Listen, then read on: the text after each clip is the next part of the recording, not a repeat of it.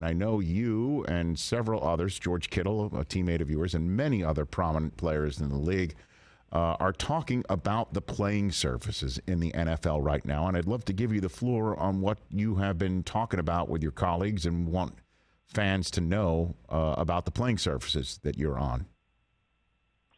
I mean, it's just at this point of where the NFL's at with all the money we make, and obviously the old crusty veterans could call us soft for even talking about it, but that's just silly for not wanting to improve the situation for the players. And I mean, a lot of guys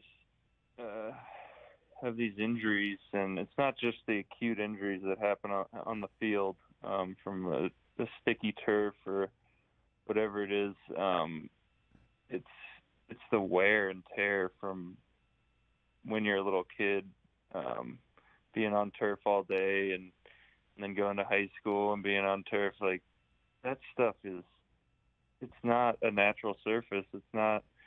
Doesn't have a root system that tears and moves with you while you're moving and takes some of that brunt out of your body. It just goes straight into your joints. And I'm sure coaches could tell you just from standing on it all day that there's a difference there. So, I mean, it's just, you watch soccer, you watch rugby and all these sports, and then you look at the NFL, who probably makes close to the same money or more. I'm not exactly sure. And we can't have 32 teams that play on grass. It's weird to me, and I've dealt with injuries from it, so those are things that last a lifetime. I mean, getting surgery is something that you're going to be dealing with for the rest of your life, whether it's a successful surgery or not.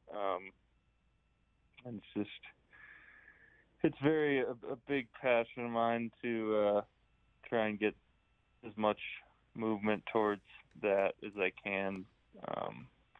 But who knows? Well, I know that the slit firm or turf fields that the NFLPA is talking about specifically, one of them is in New Jersey in MetLife, where you got hurt a couple of years ago and definitely affected you and the entire season of the 49ers in that respect as well. Nick, have you spoken to the man who signs the checks there in Jed York about this very subject? Have you had conversations with him on this? Yeah, I have. I've talked to Jed about it, and obviously we play on grass, and he's one of the owners that really takes care of his players, and that's one of his top priorities. So, I mean, I don't want it to become just that turf is bad conversation, because it's we should all be on grass. It's not like halfway, let's get this better turf. How about put us on grass, roll it out every game? Like, I don't know. Yeah.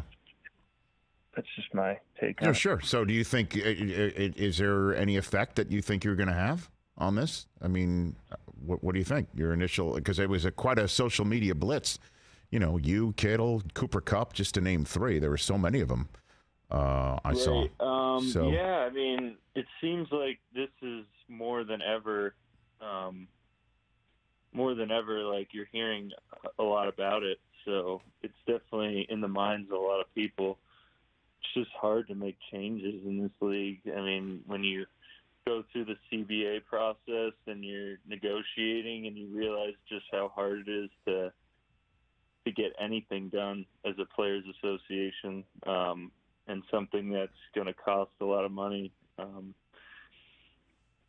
It seems like a long shot just because it's been the way it is for so long. Mm-hmm.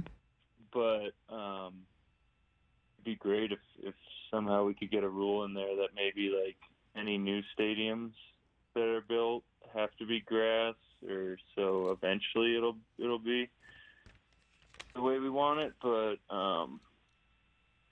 yeah, I mean, I play on grass for the majority of the year, and then I go out and warm up on turf before a game, and I'm like, how the hell is this even possible? I'm standing on plastic beads right now, and we're about to play the most violent game men could play at, and we're a bunch of ginormous super athletes, and we can't have a grass field underneath us.